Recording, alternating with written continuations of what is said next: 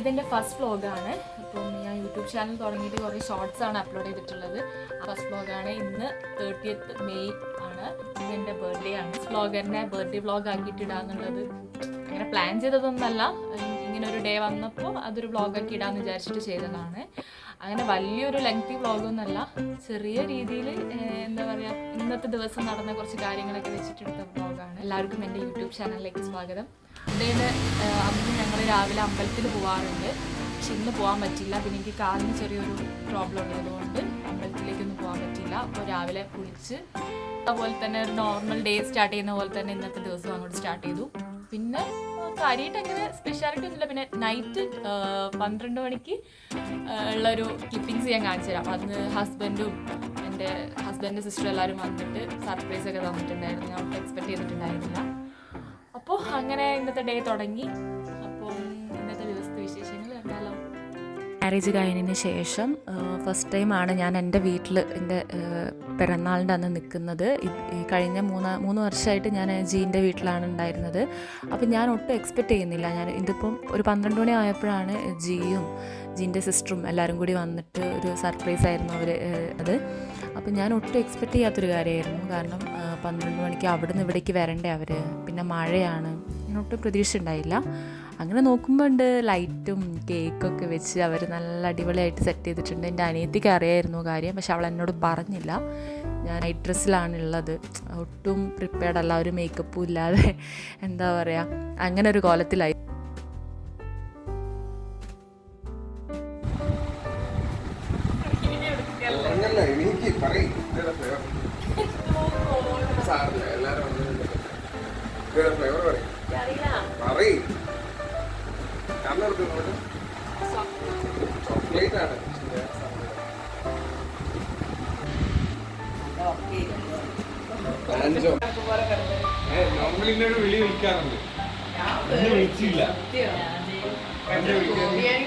അങ്ങനെ നമ്മൾ കേക്കൊക്കെ കട്ട് ചെയ്തു, എല്ലാവർക്കും ഷെയർ ചെയ്തു.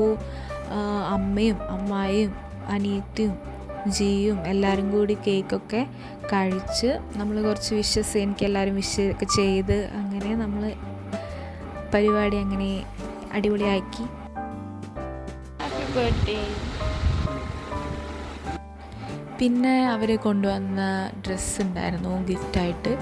അതെല്ലാം നോക്കി, കളേഴ്സൊക്കെ നല്ല കളേഴ്സായിരുന്നു, എനിക്കിഷ്ടപ്പെട്ടു. പിന്നെ അവർ പോയി. നെക്സ്റ്റ് ഡേ വർക്കിംഗ് ഡേ ആയതുകൊണ്ട് തന്നെ ജോലിക്ക് പോകാനുള്ളത് കൊണ്ട് രണ്ടുപേരും പോയി. നമ്മൾ ടാറ്റ ബൈ ബൈ പറഞ്ഞ് അവരെ പറഞ്ഞയച്ചു.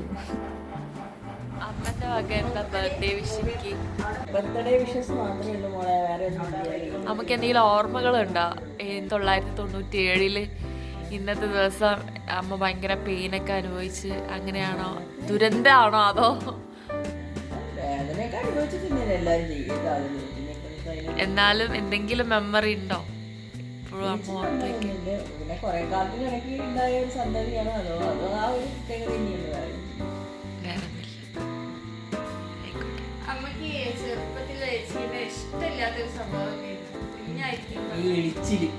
വിളിച്ചില്ല, അത് നിങ്ങളെ മോളല്ല, അപ്പൊ നിങ്ങളെ മുഖം എന്തായാലും ഉണ്ടാവല്ലോ.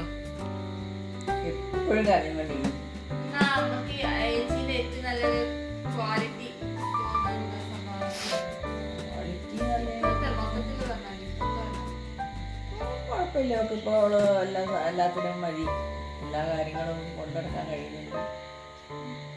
എന്താ പറയുക, റെസ്പോൺസിബിൾ ഏറ്റെടുക്കാനുള്ള കഴിയുന്നുണ്ട്.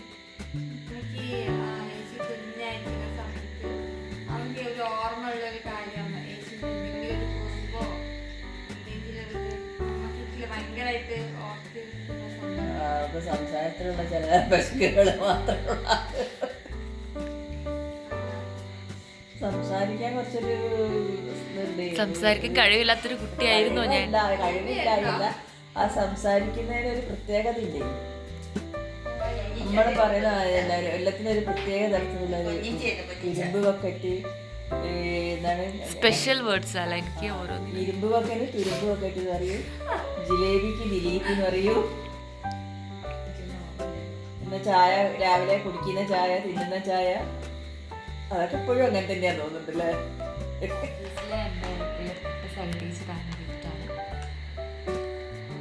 ഫസ്റ്റ് കിട്ടിയ ഗിഫ്റ്റാട്ടോ, എൻ്റെ ബർത്ത്ഡേ ഗിഫ്റ്റ് എന്ന് പറഞ്ഞിട്ട് ഫസ്റ്റ് കിട്ടിയ ഗിഫ്റ്റാണ്.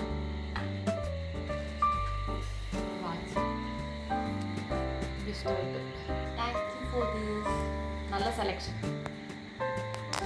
അപ്പോൾ സമയം എത്രയെന്നും കൂടി കാണിച്ചു. 1 മണി. ഉറങ്ങല്ലേ? അപ്പോൾ ഇപ്പോഴത്തേക്ക് ഗുഡ് നൈറ്റ്. നാളെ നൈറ്റ് അല്ല, ഗുഡ് മോർണിംഗ് ആണ്. ശരി, നാളെ എന്താ പ്ലാൻ? നാളെ പ്രത്യേകിച്ച് പ്ലാനൊന്നുമില്ല. മഴയാണ്, അപ്പോൾ അതുകൊണ്ട് രാവിലെ ടെമ്പിളിൽ പോകുമെന്നുള്ള സംശയമാണ്. പറ്റുകയാണെങ്കിൽ ടെമ്പിളിൽ പോകണം. കാലിന് വയ്യല്ലോ. Normal day. ചെറിയൊരു പ്രശ്നമുള്ളത് കൊണ്ട് ടെമ്പിളിൽ പോക്ക് നടക്കുമെന്ന് അറിയില്ല. ഇതുവരെ എന്തായാലും സർപ്രൈസ് തന്ന എല്ലാവർക്കും നാളത്തെ ഡേ എങ്ങനെയായിരിക്കും അറിയില്ല. സർപ്രൈസിൻ്റെ ആൾ ജിജോട്ടനായിരുന്നു. Thanks to my husband Jiso മൈസ്. Okay, good night.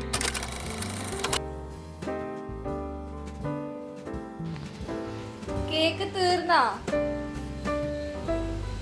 പിന്നെ തീരണ്ടേ? കേക്ക് വേണ്ടെന്ന് പറഞ്ഞത് കേട്ടിരുന്നു. പറഞ്ഞോടെ കൂടെ കൊണ്ടുപോവാ. Thank U.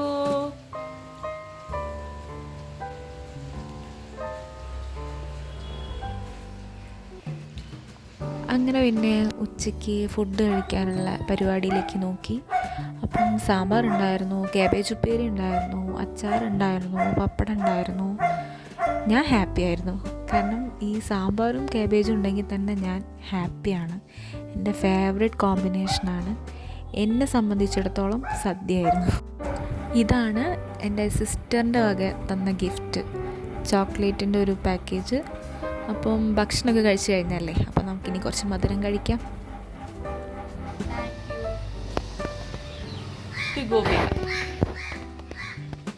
തന്നോ? തന്നോ?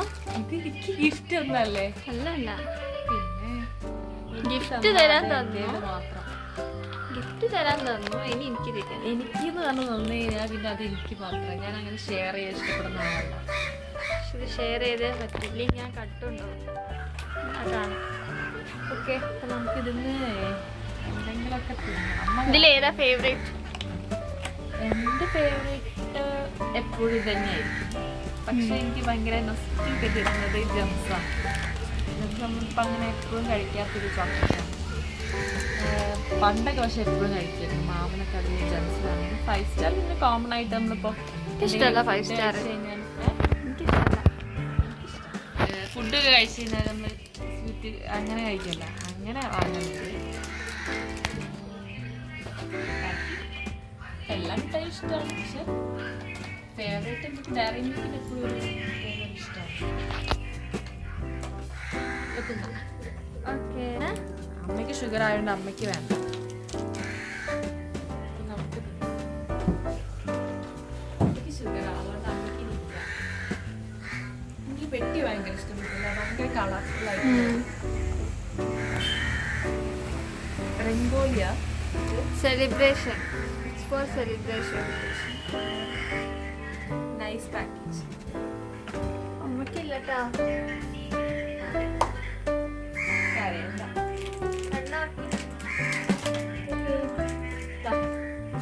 എനിക്ക് 5 സ്റ്റാർ ഇഷ്ടമില്ലെന്ന് ഞാൻ പറഞ്ഞില്ലേ.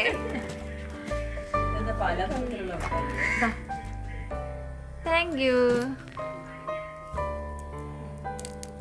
അമ്മയ്ക്ക് ജംസ് കൊടുക്കാം. ജംസ് തിന്നാൻ പറ്റും.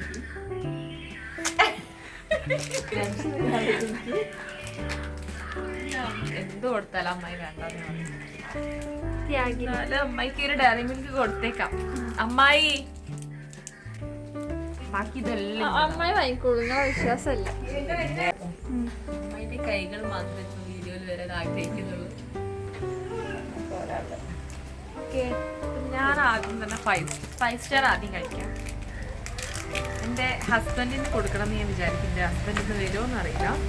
വരികയാണെങ്കിൽ ഹസ്ബൻഡിന് കൊടുക്കാം.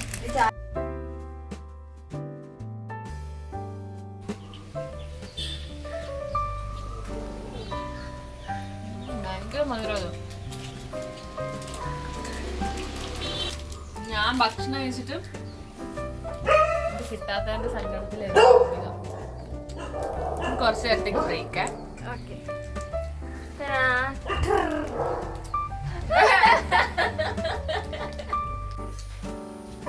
ഫോട്ടോഷൂട്ട് അല്ലേ? അമ്മ എന്താ പരിപാടി? പായസമാണോ? ഇന്ന് നമ്മള് പായസം അമ്മൻ്റെ വക സേമിയ പായസമാണ്. നല്ല സ്മെല്ലൊക്കെ വരുന്നുണ്ട്. നോക്കാം. Smile please. നല്ല സ്മൈൽ, ബാഡ് സ്മൈൽ അല്ല, ക്യൂട്ട് സ്മൈൽ. എന്ത് സ്മൈലാണ്? നിങ്ങൾക്ക് വരാത്ത സ്മൈൽ. ക്യൂട്ട് സ്മൈൽ അമ്മ, ക്യൂട്ട് സ്മൈൽ പ്ലീസ് അമ്മ, ക്യൂട്ട് സ്മൈൽ.